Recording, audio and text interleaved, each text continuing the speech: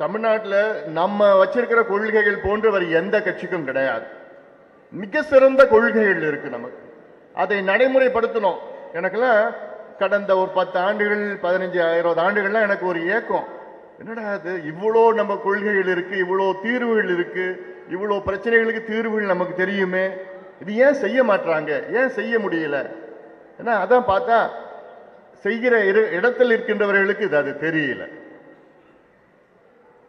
உதாரணம், இப்ப இருக்கிற முதலமைச்சர், அவருக்கு என்ன செய்யணும்னு தெரியல.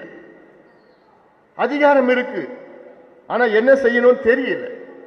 அவரை சுத்தி ஒரு 3-4 அதிகாரிகள் இருக்கின்றார்கள், இன்னும் சுத்தி ஒரு 4 வியாபாரிகள் இருக்கின்றார்கள்.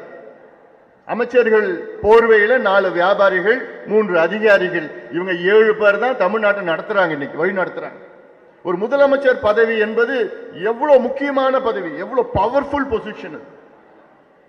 கையெழுத்து போட்டா லட்சக்கணக்கான மக்களுடைய தலையெழுத்தை மாத்தலாம், ஒரே நாள்ல மாத்தலாம், ஒரு நிமிடத்துல மாத்தலாம்.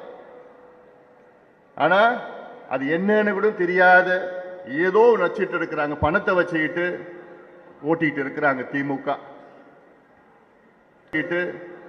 ஓட்டிட்டு இருக்கிறாங்க திமுக. அதனால்தான் இன்னைக்கு இந்த தேர்தல் நமக்கு ஒரு முக்கியமான தேர்தல். இப்ப இங்க நம்ம வந்திருக்கிறது எல்லாம் ஏதோ வந்தோமா இந்த தேர்தலில் கூடணுமா எல்லாம் கிடையாது. மாட்டோம், நம்ம போயிட்டே